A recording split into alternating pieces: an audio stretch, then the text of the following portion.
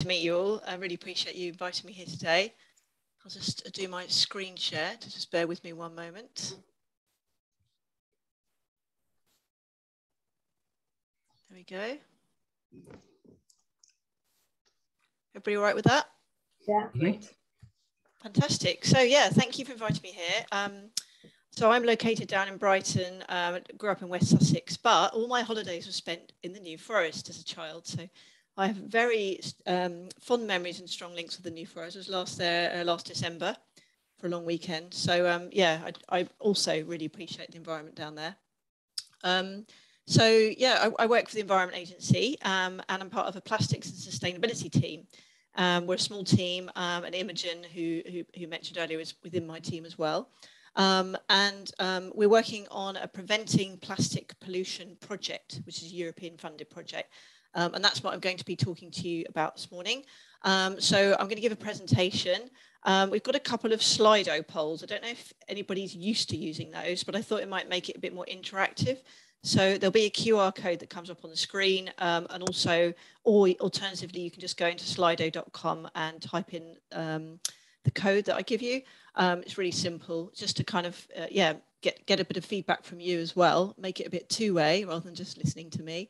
And then we'll continue later on with a bit of Q&A and discussion and see if there's anything that you want to ask or we want to discuss at the end. So I'll just move on to the Slido poll. So let's see if we can do this seamlessly. We may or may not be able to. There we go.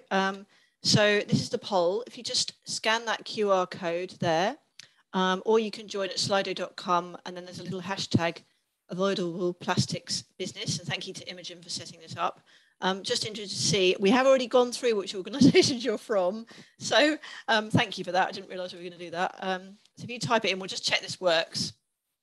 And then we'll go on to the next question quickly, as we've already looked at. There we go. And that just literally should come up on the screen. You should be able to see that. And for anybody who hasn't used Slido, it's quite useful for this kind of presentation. Thank you, everybody. That's all just coming up on the screen now. Thank you. Brilliant.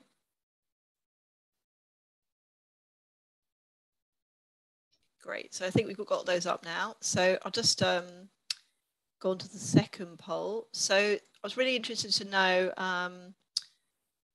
what your kind of main challenges are you face when trying to eliminate avoidable plastics. We tend to use the term avoidable plastics rather than single use, because we appreciate that actually not all single use items are avoidable.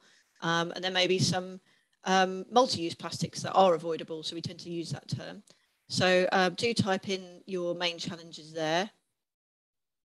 Let me know if there's any problems with the poll.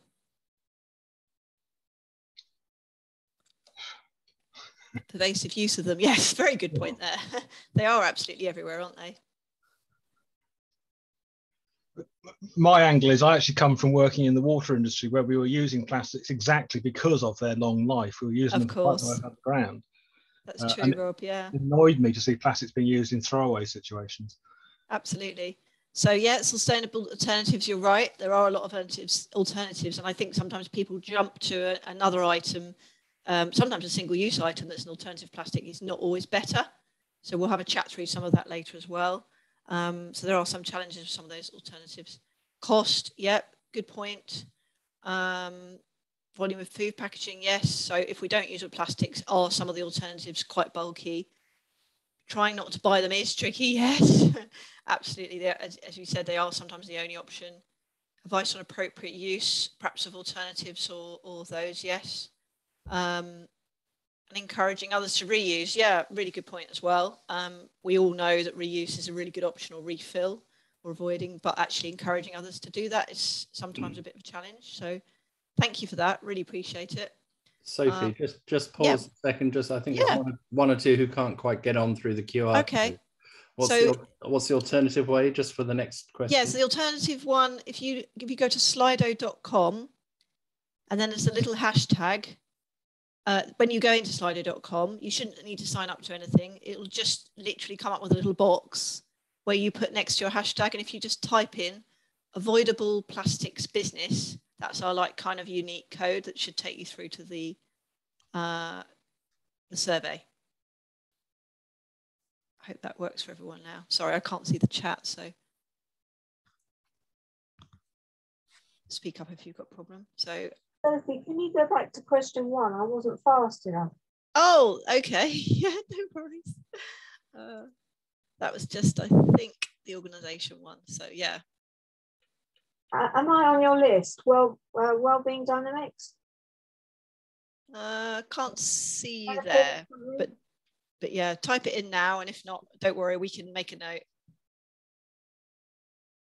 Thank you. Move on to the second one. So yeah, the beauty of this is actually we get a little report afterwards as well, which has the answers in, which is quite handy also if you're ever going to do a presentation. So you've moved off it again. Oh, there you go. Did you want to go back to that one? There you go, Caroline. I'll let you do that. Yeah, I won't be long. No problem. Sorry, these things are a bit tricky sometimes. Okay. Fab. Thank you. So there's question number 2. So let me know when you've managed that one. Yeah. Brilliant. Thank you, everybody. That's fantastic. It's really, and it's good, I think, the way that I like this because it actually shows that we probably all have some common challenges there that we can probably resonate with all of us. I'll just move on. This is like a kind of a sort of a quick survey, which should be up now, and you should see some questions up there. There's just 3 short questions there, which just gauges kind of where you're at with plastics and your plastic pollution at the moment. If you wouldn't mind just ticking those 3, it's just a kind of on a scale of unlikely to very likely. And when you've done that, I'll move back to my slides. Thank you.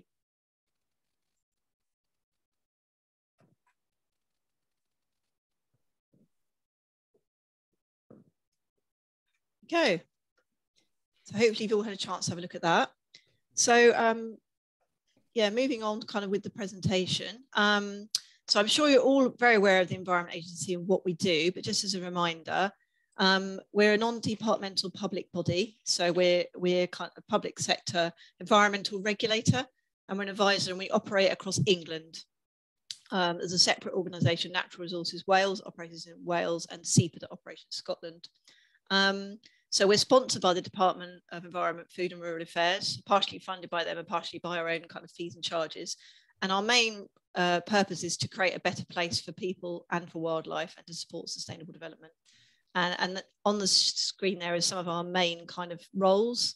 There's a lot of different things we do with our 10,000 people, right from kind of locally testing bathing waters, water quality, cleaning up pollution incidents, managing fisheries, all sorts of other surveying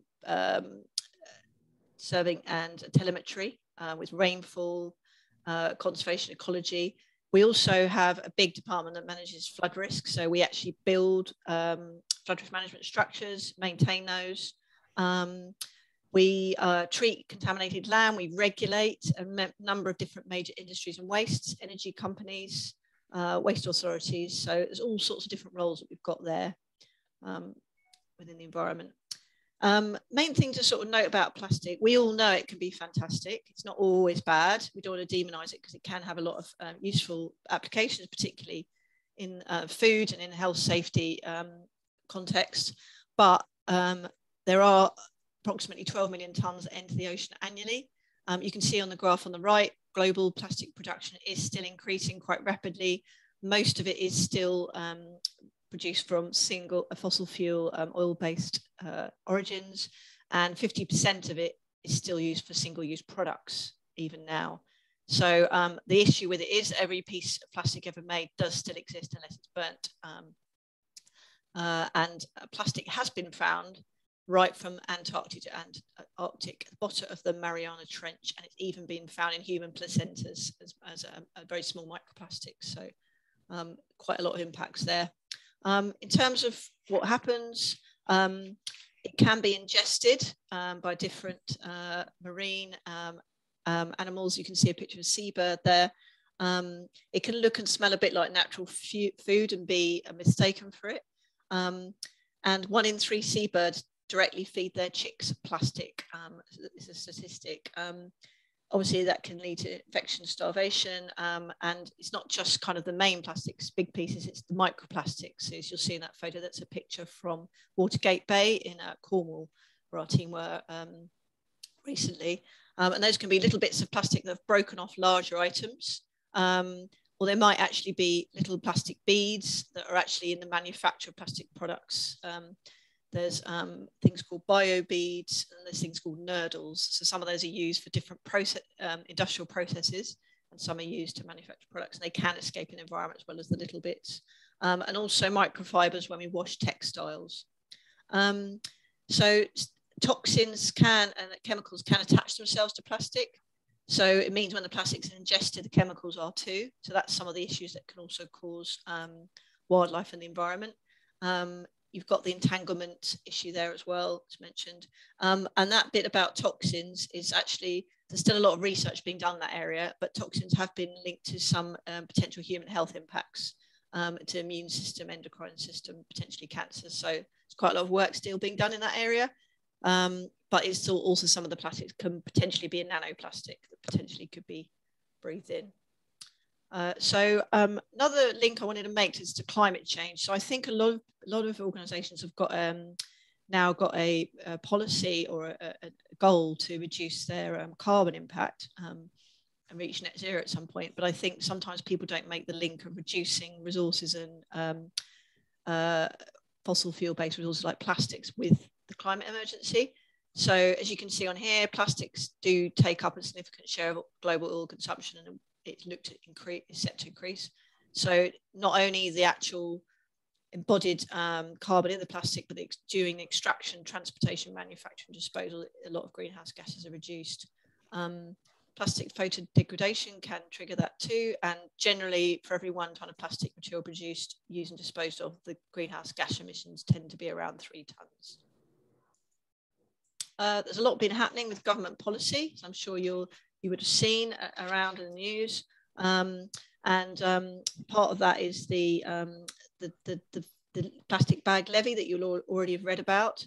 So that's come in, that's been making quite a lot of headway, and it has actually significantly decreased the amount of plastic bags used. Some people have swapped to just buying multi-use ones, which is not a great thing. So it's encouraging people to not do that as well.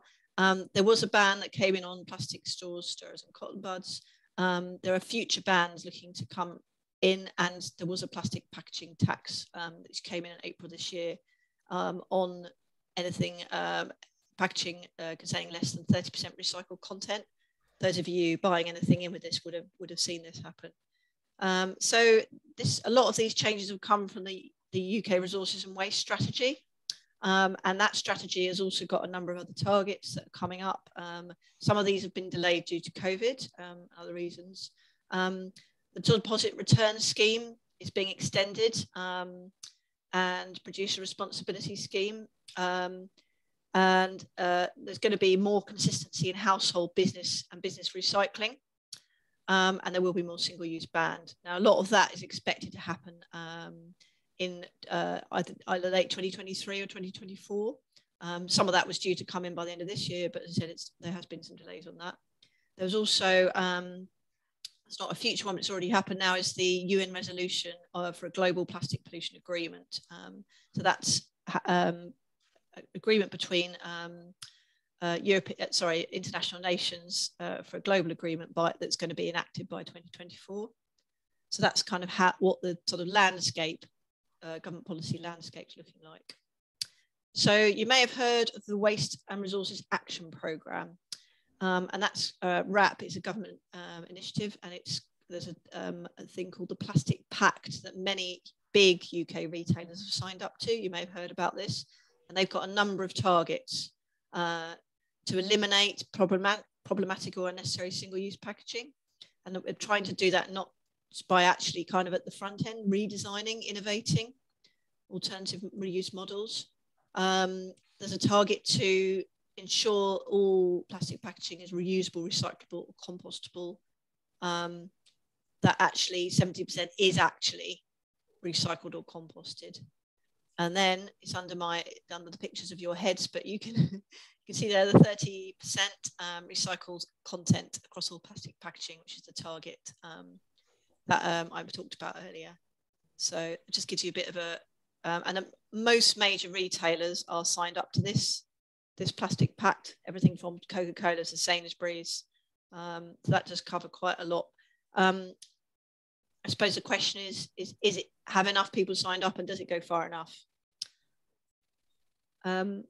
Waste exports is worth mentioning, and you may have heard quite a lot about this in the news, different things going on. So there's not enough capacity in the UK to recycle all our plastics. So as a result, some of our plastic is exported for recycling.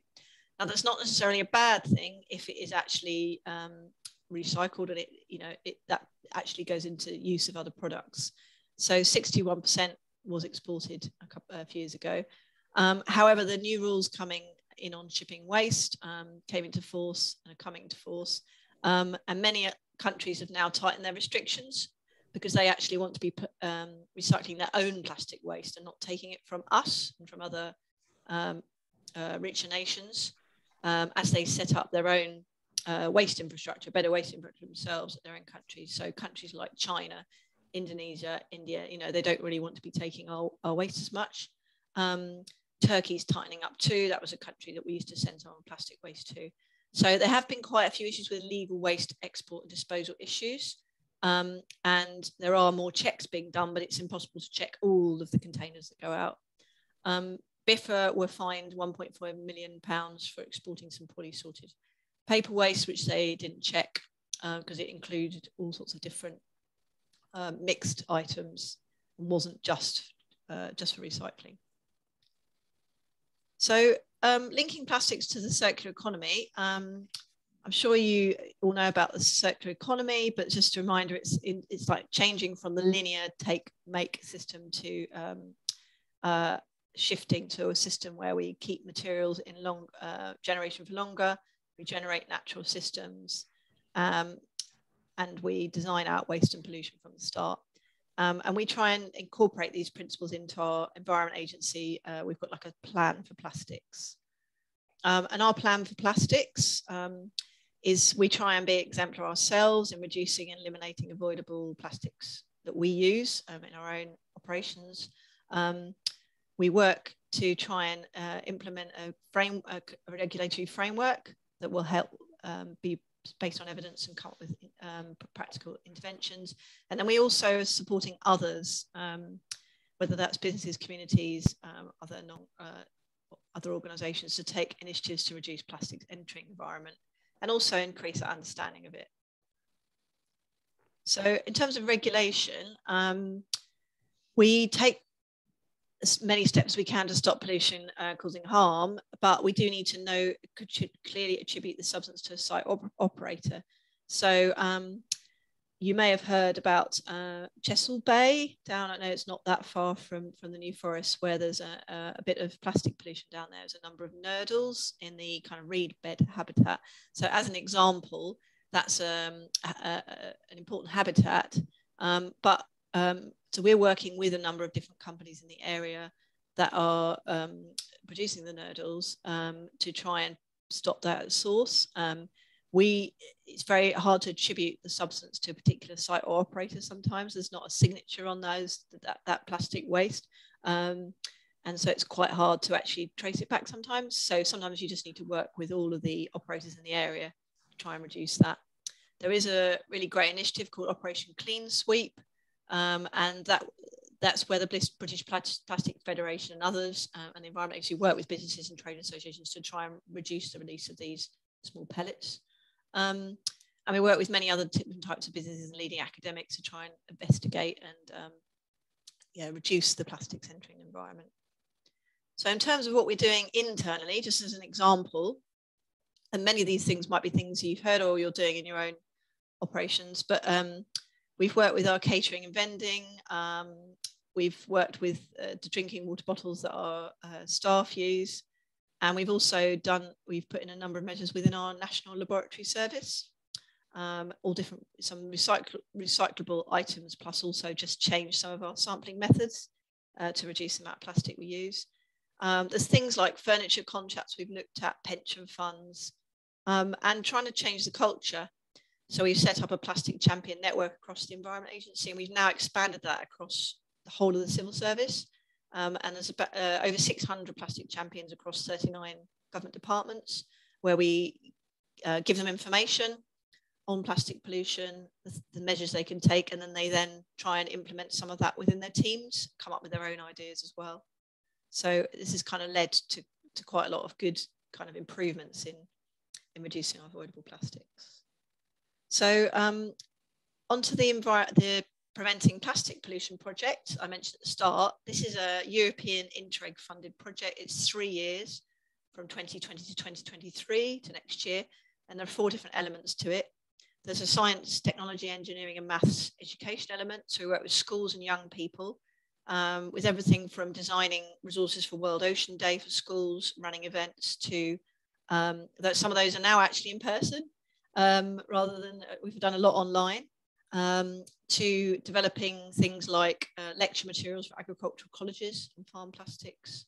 We're working with communities and we've set up a Solent Plastic Pollution Hub. So some of you may have heard of the Solent Forum, and they are actually hosting that Plastic Pollution Hub for us, which is a kind of central place that community groups can link up on plastic. And those are litter picking groups and different environment groups, with the aim of kind of comparing what they're doing, reducing any duplication, and kind of joining up on initiatives. That's got a Facebook group as well. And we run community events as well.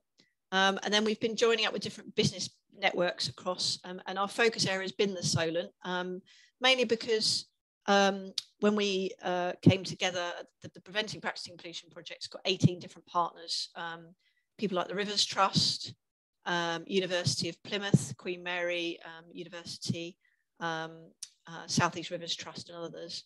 And when we came together and we looked at different GIS layers of information around the Solent area, is actually quite a kind of target hotspot for plastic pollution.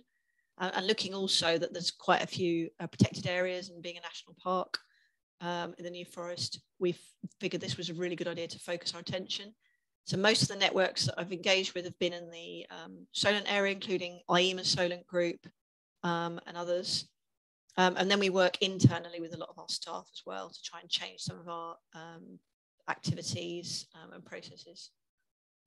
So in terms of our kind of projects that we're working on, so the main way we're engaging businesses is collaborating, as I mentioned, with business networks like yourselves, local authorities, partnerships, different small and medium businesses, sharing good practice, experience, case studies, information.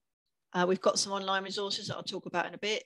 And that includes in our supply chains, where a lot of the impacts lie, and also in laboratories. So we ran a lab plastic webinar not long ago that we've got a recording of.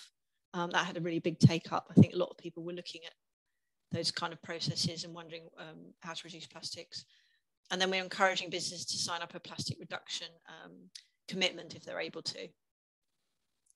So what you can do, starting with the waste hierarchy, I'm sure you're really, really aware of this, but we really kind of pushing to the kind of the top end of this diagram. So the kind of avoid or eliminate, is there a way of, so instead of swapping one single-use item for another, is there a way to have a reuse model or refill instead of having it in the first place, or just doing away with it? The kind of rethinking, that's the kind of innovation side. Is there a way of reducing the amount of materials if we can't eliminate, refilling or reusing? And then there's a kind of thing at the end, if we can't do all of those, to actually try and maximize recycling or having materials that are recyclable. So in terms of other things to do, so there's some really, we've got some useful resources I mentioned on our website, Preventing Plastic Pollution website.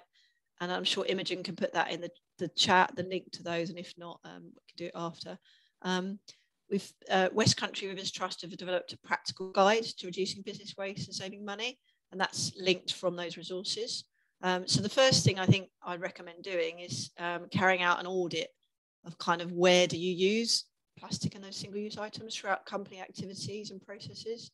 It's kind of, you need to know where you're at before you can really kind of work out a plan of any actions to take. Identify any avoidable plastics to eliminate or reduce. So those may be simple things like asking a supplier to send items in with less packaging or a different type of packaging.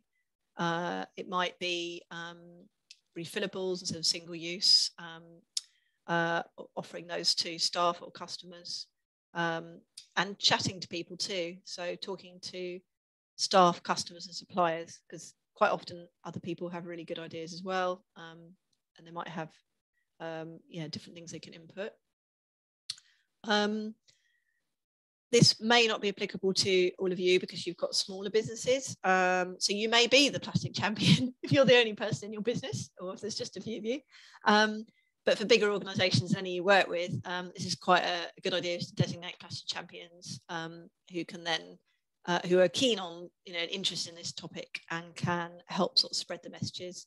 And the key thing is, and even if you're a small business, if you've got any kind of sustainability policy, or if you've got customers that are asking for that sort of thing, it's always good to have a kind of position on where you are with this stuff. And actually, that's when it's a good time to engage customers, suppliers, colleagues, and have that kind of plastic pollution message. We and other organisations tend to use key dates to promote messages. So you've got World Environment Day, World Ocean Day, and currently it's Plastic Free July. We're currently running a social media campaign on Kick Plastic Out of Sport. That's to try and engage local sports clubs and businesses to reduce avoidable plastics in sports events or activities that they do. And then share any successes and challenges. As we have done recently, you'll find actually people have got a lot in common with what we think about these things. The picture on the right is a plastic-free bingo card.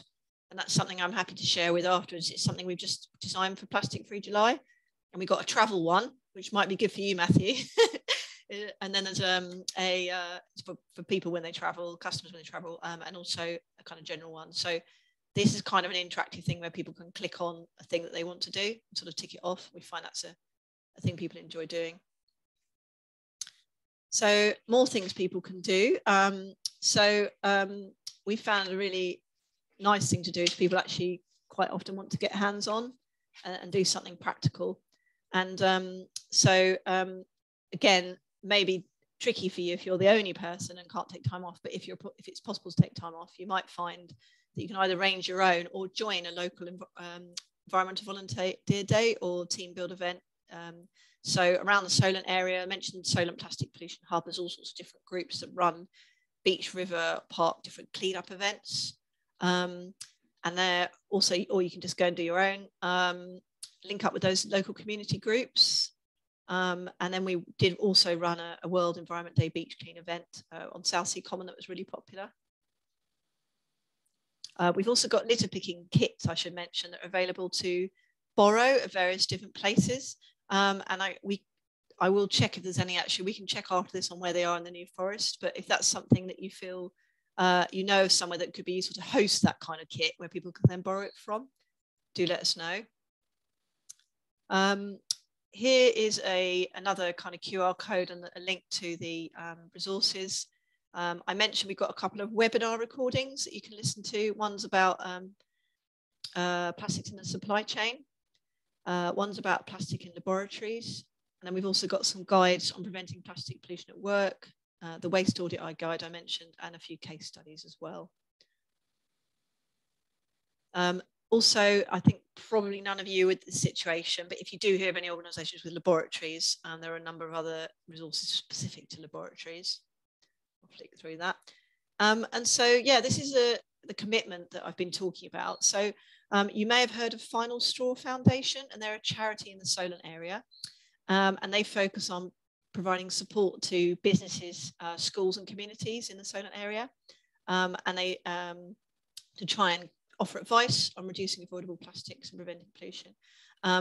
So if you do scan that QR code now, or we can drop the link in the chat, this is just an opportunity to kind of sign up to a kind of commitment that you'd like to reduce avoidable plastics and prevent plastic pollution. And then Final Straw Foundation can get in touch with you and share some of the resources that they've got, which may be useful for you. The reason we've teamed up with Final Straw Foundation is they're doing some great work in the Solent area, and also our project ends next June in a year's time, and what we want to do is have a legacy from this project, and we don't want people to feel like we've kind of come and gone and then they haven't got an ongoing support or source of advice. So that Final Straw Foundation will continue that great work as an opportunity. So I'll just give you a couple of minutes to scan or link to that if you want to.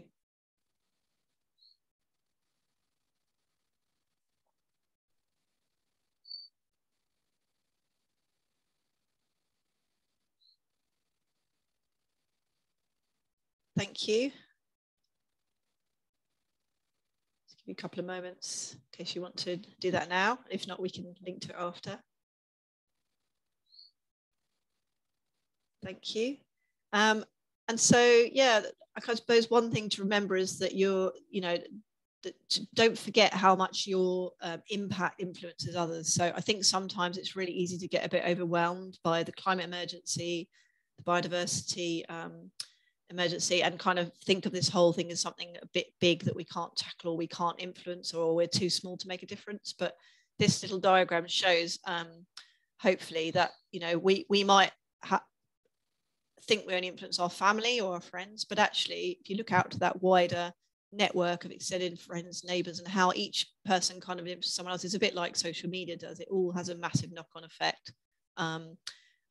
We also have huge buying power from the organizations that we purchase from, and actually a lot of companies cite that they actually have changed policies because of consumer pressure. So that's something that's kind of really powerful as well. And we all use networks, service providers, and and this kind of has a real knock-on effect. So yeah, don't never think you're too small to make a difference. Your behavior and actions do, and any conversation, social media, leading by example helps to enable others, and any events that you organize also do that as well. I'm just going to go to another Slido poll. So this is kind of a one at the end of our towards the end of my presentation. Just thought it'd be really useful to kind of get a bit more feedback from you. So I'll give you a few minutes to just complete that.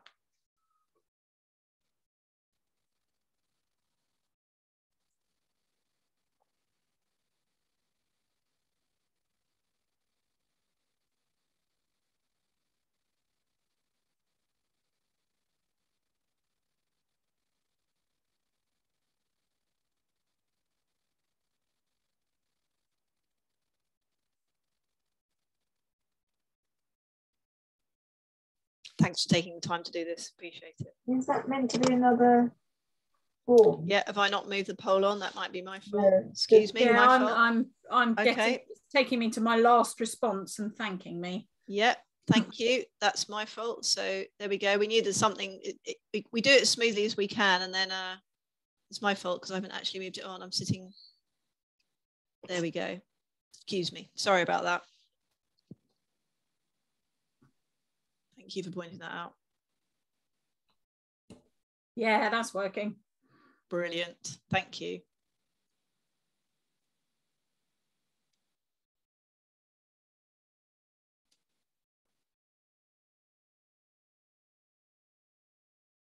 Fantastic. Thank you.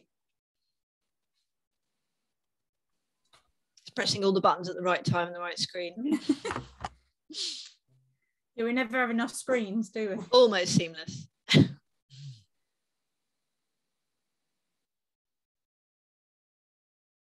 Thank you, everyone.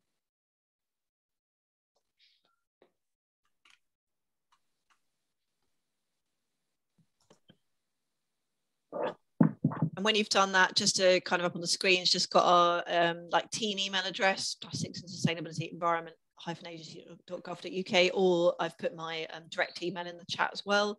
do get in touch if you do have any questions in the future or you want to link up on things.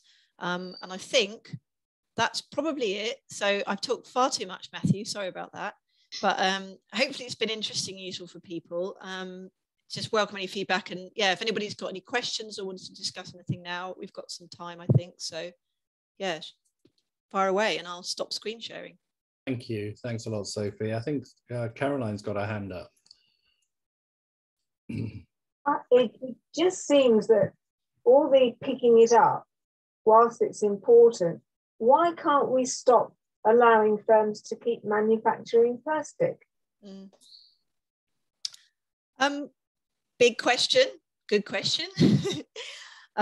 So you will see that the plastics pact that I mentioned, so that is a lot of companies signing up to that big initiative to try and reduce avoidable plastics or plastics that can't be recycled, or that we increase the recycled content in a product. I think simply they do have some uses. They do protect food and reduce food waste. They do have a load of applications, obviously, in the medical context, in the laboratory context. So I think, I think we're not going to get rid of them completely anytime soon, just because of this sheer value. It's about actually eliminating the ones we can and the ones that are polluting and keeping it out of the environment. So I think, if they're used in the right place in the right way for the things that they need to be used for, and then disposed of or recycled correctly, then they stay out of the environment. I think our big problem has been they're ending up in the environment, and we've been using them with probably little thought or knowledge as to what was happening with them and where they were ending up. So I caught a BBC gardening programme when I was flipping channels, and I can't tell you who it was, but he was demonstrating how in the old days people used to tie things up, but it was much better now to have this little plastic thing all shaped beautifully to clip over the stem. And I thought, where are they all going to end up? How many little animals are going to eat them? Well, that's a great example of an item probably that we don't really need, but that someone's invented thinking that was a great. I think we've invented quite a few things for convenience, haven't we? I went to a bushcraft training school on Sunday afternoon, as you do, and I learned how to make string out of nettles. And you can actually just strip the leaves off and make string out of, and kind of twist it around and make it out of nettles. So there's all sorts of natural products that string can be made. There's no, as you said, and I think then it's perhaps for us as consumers to feed that back, to not buy those things, use our consumer power. That's probably the best thing we can do in those instances. Yeah, good point. Thank you. Grumpy. Don't worry, we all get grumpy about these things.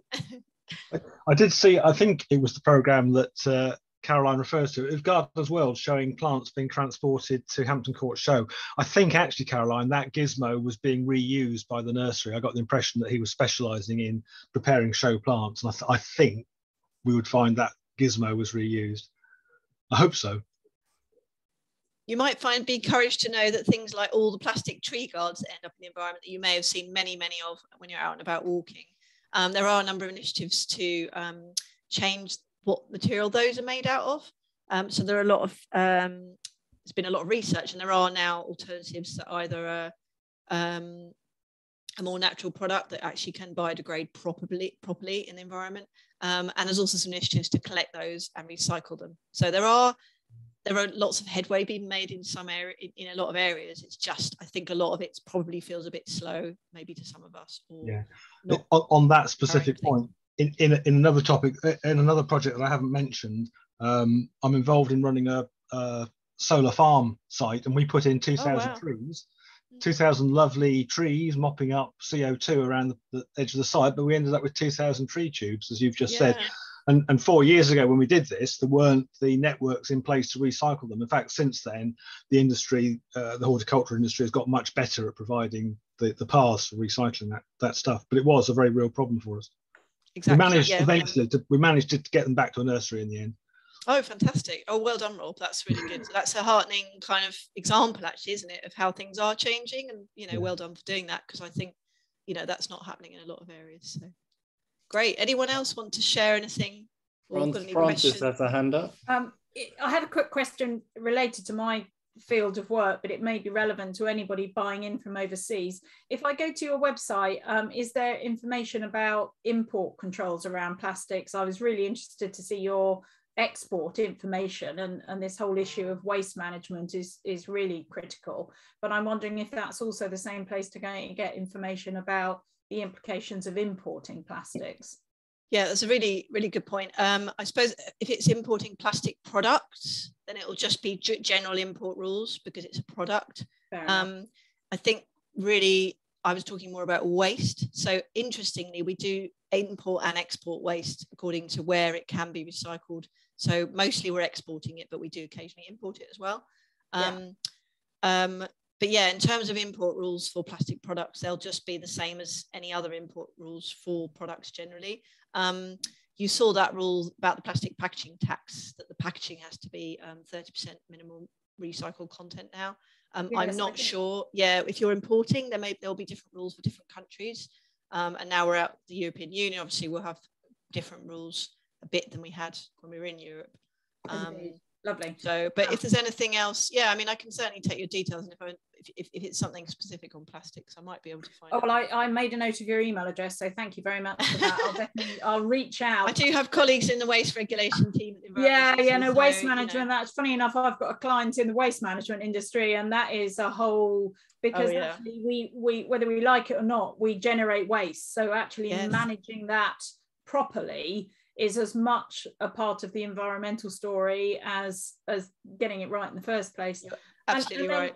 Let me just share something I think we'll all find heartwarming. So in my spare time, I'm a volunteer with the Scouts, and all our groups at the moment, my district has lots of beaches, so they're busy doing outdoor activities and they're doing litter picks, and they've actually had to change their plans because so many groups have been to the few beaches we have. There's no litter. They've gone down and done a recce and said, we can't come here this evening. Somebody else cleared it yesterday. And so I find that so heartwarming that our youngsters and our communities are committed to this, and they're doing such a good job of it, especially at this time of year in the good weather, that they've outdone themselves. And so that makes me feel the world's a better place. That's fantastic news, Frances, and that's great to hear.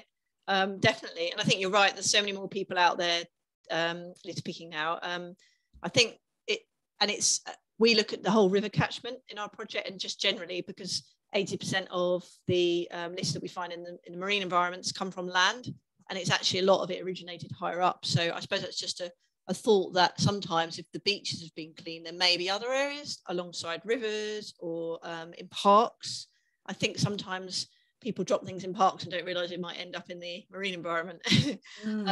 So just, I suppose that's a thought. Maybe there may be some other areas that are less, Yes, they have to find new places. Yeah, absolutely. And you'll probably find then after a big event in the summer, there may be more litter that accumulates, or various other, or certain times of year. I know the beach in Cornwall I mentioned, Watergate Bay, they get a lot of microplastics washing up from the ocean in the winter. Actually that have been out at sea and kind of come in and end up on the strand line. So there sometimes depends where it's come from, if it's been dropped or washed in, or if it's come from an industrial source or a marine fishing source, or a kind of more like a kind of businesses or catering outlets that are along the coast there. So great. Anything else anybody wanted to add or ask while we're here? I think that's everyone's looking forward to their cup of tea, are they, after this? I think probably in a biscuit or something. Well, thank you. Yeah, thank you for your time, everybody. If you do please follow those links if you want to make the commitment and get that free support from Final Straw Foundation. Do get in touch if you think there's something else that we can help with at the Environment Agency. Thanks for your time. Yeah, thanks a lot, Sophie. It's really important and really helpful.